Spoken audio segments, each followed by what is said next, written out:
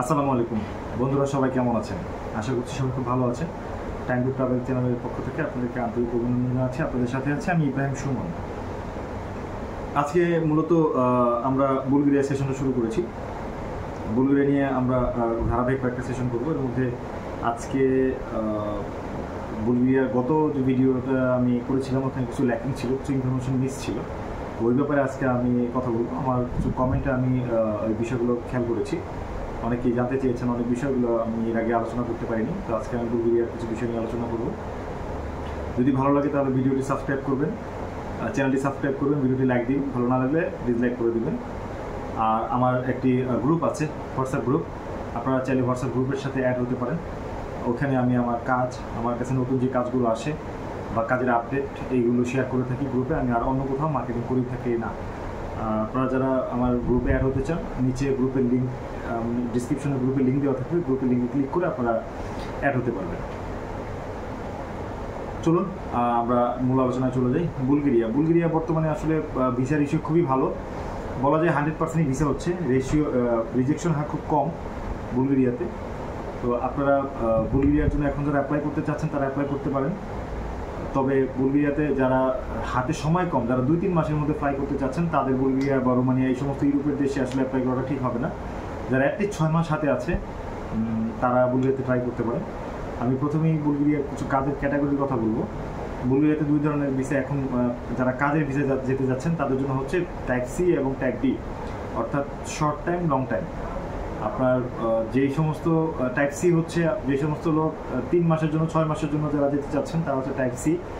Type C হচ্ছে seasonal work, যেমন ধরেন ফ্রুটস পিকিং, যারা ফল তুলে বা বিভিন্ন ওয়ার হাউসের কাজের যখন অনেক চাপ থাকে তখন তারা এই আপনার সিজনাল ওয়ার্কারগুলো হায়ার করে থাকে। এই টাইপ সি ভিসার ক্ষেত্রে অনেক সময় কম লাগে, 3 মাসের মধ্যে প্রসেস হয়ে যায় টাইপ সি ক্যাটাগরিগুলো। আর হচ্ছে আপনার কোনো টিআরসি হয় না টাইপ সি ভিসাতে। এগুলো হচ্ছে আপনার নির্দিষ্ট মেয়াদ শেষে আপনাকে বাংলাদেশে ব্যাক করতে হবে।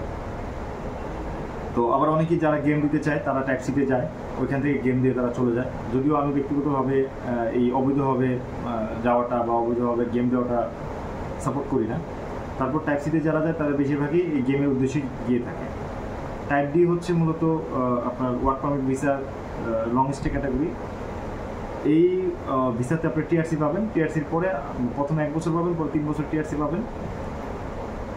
এরপরে পিআরসির জন্য আবেদন করতে পারবেন আপনার কোম্পানির মাধ্যমে। বর্তমানে কি ভিসা হচ্ছে? Construction, factory, warehouse, general worker, skill worker, trade worker, যাদের আমরা বলি ট্রেড, যেমন ধরেন steel fixture, mason, welder, electrician, painter, plumber, এই ধরনের স্কিল যাদের আছে, যারা শেফ, বিভিন্ন ধরনের শেফের বিভিন্ন কুইজিনের কাজ জানেন, যেমন ধরেন এশিয়ান কুইজিন বা আপনার ইউরোপিয়ান কুইজিন, এই ধরনের কাজ যারা শেফ যারা আছেন, স্কিল যাদের আছে তারা অ্যাপ্লাই করতে পারেন। বা যাদের হোটেল ম্যানেজমেন্টের বিভিন্ন ধরনের এক্সপিরিয়েন্স আছে, বিভিন্ন হোটেলে বা রেস্টুরেন্টে ওয়েটার হিসাবে, তারা অ্যাপ্লাই করতে পারেন। এই হচ্ছে বিষয় আপনার কাজের ক্যাটাগরি। এটা হচ্ছে লং টার্ম। এগুলোতে আপনার সব মিলে 6 মাসের মতো একটু টাইম আপনাদের হাতে রাখতে হবে। তো 1-2 মাসের চিন্তা, খুব ফাস্ট যাওয়ার ইচ্ছে যাদের আসলে তারা অ্যাপ্লাই করেন না। ডকুমেন্ট কী লাগবে? ডকুমেন্ট লাগবে হচ্ছে আপনার পাসপোর্টের মেয়াদ অবশ্যই যেন 6 থেকে 1 বছর থাকে, এটা খেয়াল রাখতে হবে। অ্যাপ্লাই করার সময় যেন 1 বছর মেয়াদ থাকে অ্যাটলিস্ট মিনিমাম, কারণ আপনার ফাইলটা যখন অ্যাম্বাসিতে ঢুকবে তখন অ্যাটলিস্ট যেন 6 মান্থের একটা মেয়াদ থাকে। তো 1 বছরের নিচে যাদের মেয়াদ আছে পাসপোর্টের তারা অ্যাপ্লাই করবেন না, এটা রিস্কি হয়ে যাবে। হোয়াইট ব্যাকগ্রাউন্ডের ছবি লাগবে, 35x45 সাইজের। এরপরে পুলিশ ক্লিয়ারেন্স লিগালাইজড করা লাগবে, অর্থাৎ শুধু পুলিশ ক্লিয়ারেন্স হলেই হবে না, সেটা বুলগেরিয়ান অ্যাম্বাসি থেকে লিগালাইজড করতে হবে, অ্যাটেস্টেড করতে হবে আর কি। অ্যাটেস্টেড করে তারপর হচ্ছে আপনার সাবমিট করতে হবে। এ হচ্ছে ডকুমেন্টস, আর কিছু লাগে না। আর হচ্ছে আপনার সেক্ষেত্রে ওয়ার্ক টাইপ কী আছে, আমি ওয়ার্ক টাইপের কথা বললাম। আসলে আমি কিছু কোয়েশ্চেন নিয়ে বসছি আজকে, যেগুলো রেগুলার আসে, এই কোয়েশ্চেনগুলো নিয়ে বসছি। ওয়ার্ক টাইপের ভিতরে আমি বললাম তো স্কিল আনস্কিল দুইটা দিয়ে যাওয়া যায়। তবে যারা একদমই বাংলাদেশে হার্ড পরিশ্রম করতে পারেন নাই বা হার্ড পরিশ্রমকে ভয় পান, তাদের জন্য আসলে বুলগেরিয়ার ক্ষেত্রে আমি বলবো যে একটু চিন্তা ভাবনা করুন, বা বাংলাদেশে কোনো একটা কাজ শিখে তারপরে আপনারা অ্যাপ্লাই করতে পারেন, বা অ্যাপ্লাই করার পরেও আপনারা কোনো একটা কাজ শিখে রাখতে পারেন। এটা আপনাদের জন্য কাজে লাগবে। এটা ভালো সময় যেহেতু হাতে আছে, আপনারা যেগুলো একটা কাজ শিখে তারপরে আপনারা ফ্লাই করেন বা যান। ইন্ডিয়া যাওয়া লাগবে কি না, বুলগেরিয়ার ক্ষেত্রে অবশ্যই ইন্ডিয়াতে যাওয়া লাগবে। তো যাদের ইন্ডিয়ান ভিসার ক্ষেত্রে জটিলতা আছে বা যাদের লস্ট পাসপোর্ট আছে বা এর আগে কয়েকবার রিজেকশন খাইছেন, সেক্ষেত্রে তাদের জন্য এটা রিস্কি হবে।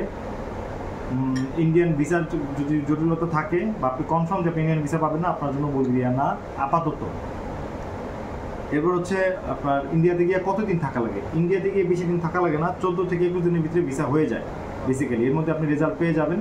তো আপনার অ্যাটলিস্ট 1 মাস থাকার মতো মানসিকতা নিয়ে আপনি যাবেন। এর আগে হলে তো হইলই, কেউ 14 দিন থাকে, কেউ 12 দিন থাকে, কেউ 21 দিন লাগে, বাট 1 মাস ম্যাক্সিমাম, এর বেশি আপনাকে ইন্ডিয়াতে থাকতে হবে না। খরচ কেমন হয় এটা আসলে নিজের উপরে ডিপেন্ড করে। আপনি কি বিমানে যাবেন নাকি আপনি বাসে যাবেন, আপনি কীভাবে যাবেন এটার উপরে আপনার ভাড়া ডিপেন্ড করবে। ইন্ডিয়ান ভিসা খরচ তো আমরা জানি। ইন্ডিয়ান ভিসা খরচ বলতে কন্ট্রাক্টে করলে এক ধরনের, আপনি নর্মালি করলে এক ধরনের।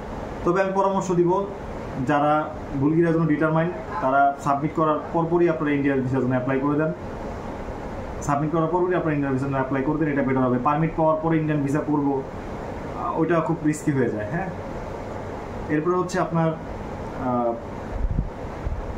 অ্যাপয়েন্টমেন্ট। আপনার বুলগেরিয়ার ক্ষেত্রে অ্যাপয়েন্টমেন্টটা ফ্রি, এটা পারমিট হওয়ার পরে নিতে হয়। তবে কিছু কিছু ক্ষেত্রে হয় কি যে অ্যাপয়েন্টমেন্ট জটিলতা হয়ে যায়, অনেক এজেন্সি বুক করে রাখে, 2 মাস 3 মাস অ্যাপয়েন্টমেন্ট বুক করে রাখে। তো সেক্ষেত্রে হয় কি ওই অ্যাপয়েন্টমেন্টটা আসলে কিনে নিতে হয়। তো এরকম মানসিকতা রাখতে হবে, যদি অ্যাপয়েন্টমেন্ট ওই সময় না পাওয়া যায়, সেক্ষেত্রে অ্যাপয়েন্টমেন্ট অন্যভাবে পাওয়ার ব্যবস্থা আছে। সেক্ষেত্রে একটা খরচের ব্যাপার থাকে, সেটা আপনার এজেন্সির সাথে আপনি ডিসকাস করে হয়তো সমন্বয় করতে পারবেন। ফাইনালি আসি খরচের বিষয়টা। বুলগেরিয়াতে খরচের বিষয়টা আসলে বুলগেরিয়া সেনজেন হওয়ার পরে, রোমানিয়া বুলগেরিয়া সেনজেন হওয়ার পরে, আগে যেমন আমাকে এক ভাই কমেন্ট করেছে 7.5 লাখে 7 লাখে বুলগেরিয়া যাওয়া যায়, ভাই ওই দিন আর নাই। আমি কমেন্টের আনসারটা করি নাই, কারণ আসলে কমেন্টে অনেকে অনেক ধরনের কথা বলতেই পারে, স্বাধীনতা আছে। আমি আমার কমেন্টগুলো বেশিরভাগই খুব বেশি খারাপ না হলে রেখে দিই, আপনারা দেখে আসতে পারেন।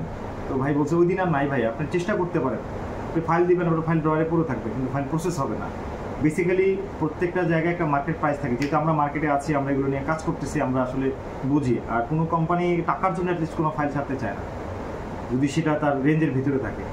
বর্তমানে আপনি 9, 10, 11, অনেকেই 12 লাখও নিচ্ছে, অর্থাৎ বিজনেস টু বিজনেস হয়, মিনিমাম 9 লাখের নিচে আপনি পাবেন না এখন বর্তমান সময়ে। যদি কেউ আপনাকে ফ্রি দেয় সেটা ডিফারেন্ট ইস্যু, কিন্তু বর্তমান সময় বাজার মূল্য B2B প্রাইস, অর্থাৎ বিজনেস টু বিজনেস প্রাইস 9 থেকে 11 লাখ বা 12 লাখও বিভিন্ন কোম্পানি নিচ্ছে আমার জানা মতে। আপনারা যদি বিভিন্ন গ্রুপে থেকে থাকেন বা বুলগেরিয়া নিয়ে কাজ করতেছে, তাদের প্রাইসগুলো একটু দেখে নেবেন, তারপর আপনারা এসে কমেন্ট করবেন।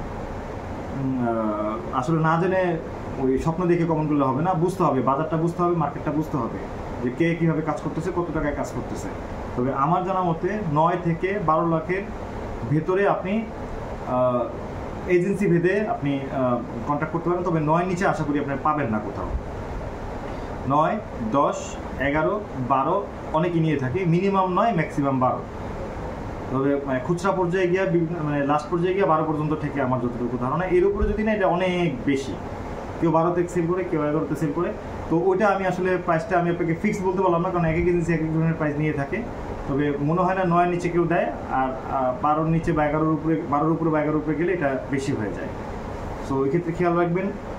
ইউরোপের যে কোনো কাজ আসলে অ্যাডভান্স দিয়েই করে থাকে পাবলিক, বা কোনো এজেন্সি অ্যাডভান্স, কারণ এখানে কস্টিং থাকে, লয়ার কস্টিং থাকে, অ্যাপ্লিকেশন কস্টিং থাকে। তো এখানে আসলে অ্যাডভান্স ছাড়া কেউ করতে চায় না। তো যদি আপনারা কোনো ফার্ম চান, যারা অ্যাডভান্স ছাড়া আপনার কাজ করে দিবে, বেটার আপনারা এখানে ট্রাই করতে পারেন। তবে একটা কথা বলি, বুলগেরিয়াতে কোনো মেডিকেল লাগে না। তো অনেকেই আছে কোনো অ্যাডভান্স লাগবে না, কিচ্ছু লাগবে না, আপনি ফাইল দিবেন, আবার মেডিকেল লাগবে। হ্যাঁ, তো দেখা যাচ্ছে যে আপনি ফাইল দিলেন, মেডিকেল বাবদ সাইজ করে দিবে আপনাকে, এরপরে আবার আপনাকে টাকা ফাইল ফেরত দিয়ে দিবে।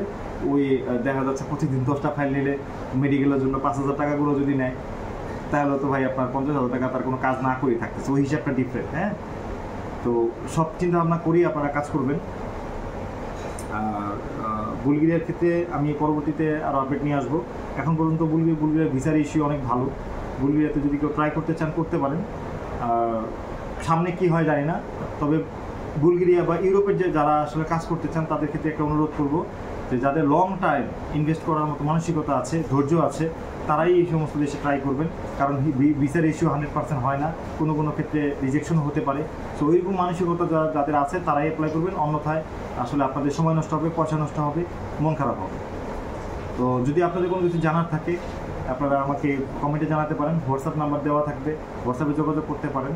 আমি আমার দয়া করে কেউ কল দেবেন না, আপনারা ভয়েস দিবেন বা মেসেজ দেবেন, আমি আমার সুবিধা মতো আপনাদেরকে আনসার করার চেষ্টা করব। তো সে পর্যন্ত ভালো থাকেন, আসসালামু আলাইকুম।